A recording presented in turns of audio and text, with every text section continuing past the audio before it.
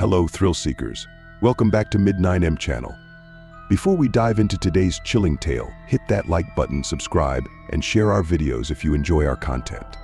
Now, onto our story. We're about to explore a peculiar mystery set in the summer of your 17th year.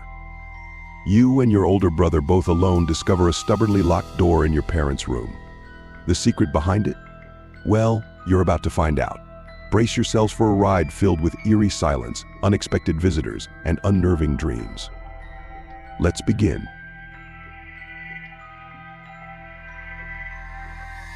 It is the summer of your 17th year, and the parents have left you and your brother alone for just shy of 3 weeks in July. Your brother is 2 years your senior, has a job, a driver's license, a long-term girlfriend, goes to college on the other side of the state during the year.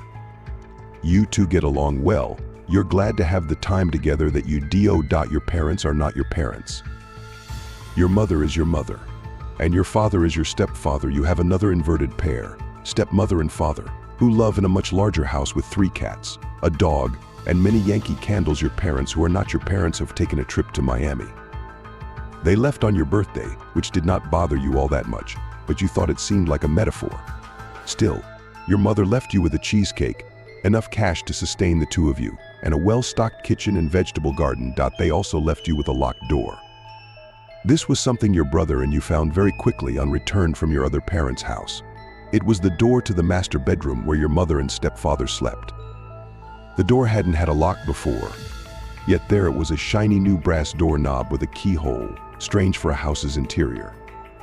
You both laugh incredulously.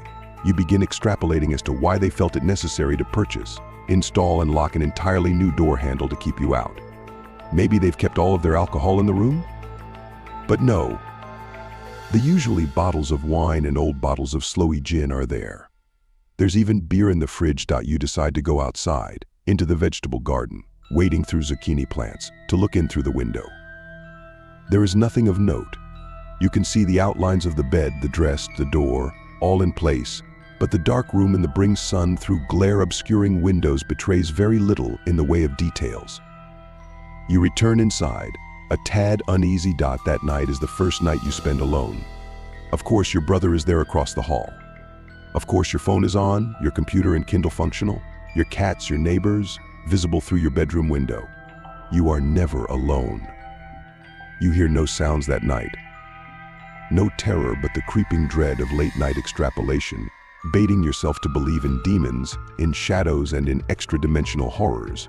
But you know that they are not really there, and that you are safe in your small house, huddled up to 3 others, just like it, facing across a quiet street. It's double. Each house with its own families, and each member occasionally lying awake, quiet, in their safe little houses. Later, your aunt and cousin come over. You eat cheesecake and talk, exchanging stories and worrying superficially about each other. The door is brought up.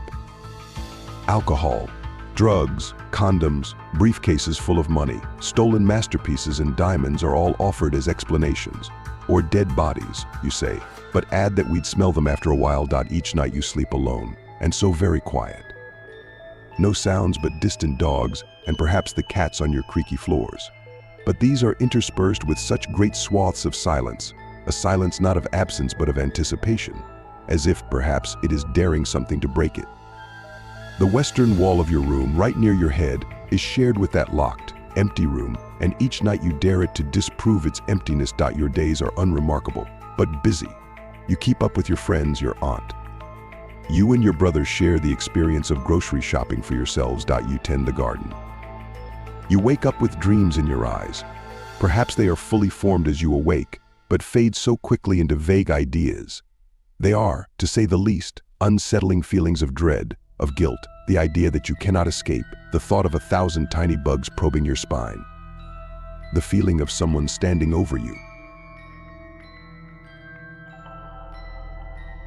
You take things to help you sleep. Your brother and you tell everyone about the door. It's becoming a story. Texts from your mother reveal that she had no idea that there was a lock on the door, and you wonder if she is angry with your stepdad for it. She has given you half-joking permission to pick the lock. You and 3 separate friends try your best to open it. Credit cards, hairpins, paper clips, pocket knives all fail to unlock the door. You don't really care.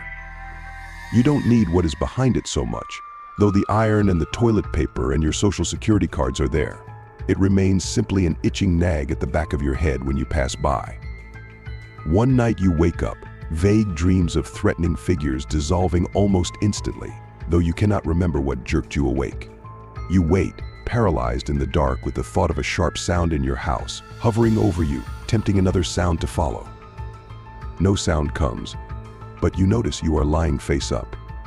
There is a pressure on your chest and on your wrists and ankles as if someone were laying on top of you. It is hard to breathe. With great effort you pry your eyes open and inhale sharply. At first seeing only false, noise-gray light, like a head rush or the after image of a camera flash. It slides out of your view as the pressure slides from your body, and you are left with only the intangible darkness of your ceiling as your eyes adjust. You are terrified, though you are sure nothing happened, but you hope it never happens again.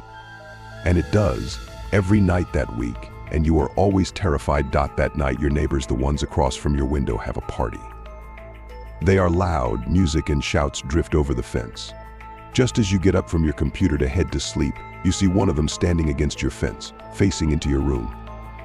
The light is to their back, so they and the fence become a singular mass of shadow, features indistinguishable, but unmistakably looking at you. You sleep on the couch, fitfully, and close the blinds in the morning, never opening them.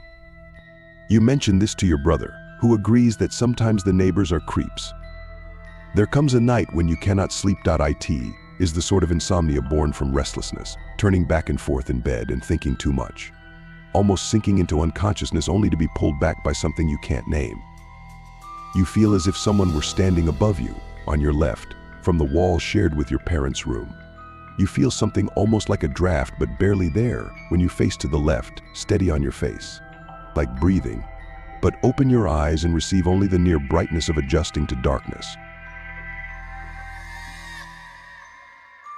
You give up, walk to the bathroom adjacent to your parents' room to wash your face, and maybe take something to help you sleep. As you turn on the light, you look into the mirror and see an edge of bright gray noise like an after-image silhouetting the right side of you. You feel the air behind the back of your head vulnerable. You blink, trying to clear the image from your eyes, though it remains, stubbornly, as the other fireworks of sleep disperse. You feel yourself preparing to be terrified, but unsure. You remain still, then move very suddenly to the left. The after image remains in its place for a split second, then realigns back to your face. You brace yourself, take steady breaths, and turn around. You are greeted with a wall of bright gray noise which quivers as if surprised, and instead of fading, darts out of your view and around the corner of the bathroom into the hall. You hear a door closing. You do not sleep, but stay up with the lights on. The next day is hazy, and you cannot properly remember why you did not sleep. As you water the garden that evening, wading in zucchini plants, you see something through your parents' window. A massive shadow, the kind unnoticeable unless pointed out, but once seen very, very corporeal and dark. You look away and back and see nothing. The next time you water the garden, you see that the blinds on your parents' bedroom have closed too. You try to forget that they were every open. Daylight is not so bad. You often forget why you were afraid. Again, sleep is fitful and elusive, driven off by empty paranoia. Your brother has already left for college, and you will be here alone until then. It's 3 by the time you hear something. A short something like choking, or like laughing heard through popped ears. You lay still, rationalizing your cats or your neighbors, or the house shifting in its foundations. This does not help, because the door has just drifted open. The sliver of light it casts into your dark room, a gray dimness like an approaching dawn. Whatever it is moves very fast, because it must be on you, because you can see nothing but gray half-light, knocking the wind out of you, so you are lost of breath for the moments it takes to press a limb against your mouth. You attempt to bite and claw, but feel only the static pins and needles of limbs fallen asleep where you should have made contact. You are being dragged from your head out of your room, thrashing. The carpet burns your knees. There is nothing to think of but cold fear as you are dragged into the yawning darkness of your parents' room, door open. The door will be locked in the morning. Your parents will feel terror at your absence. They will call the police, and they will not find the key to the locked door. A locksmith will be called in, and the crowd will watch with breath bated for reasons they cannot properly say. The door will swing open, finally. and they will see nothing but an empty room.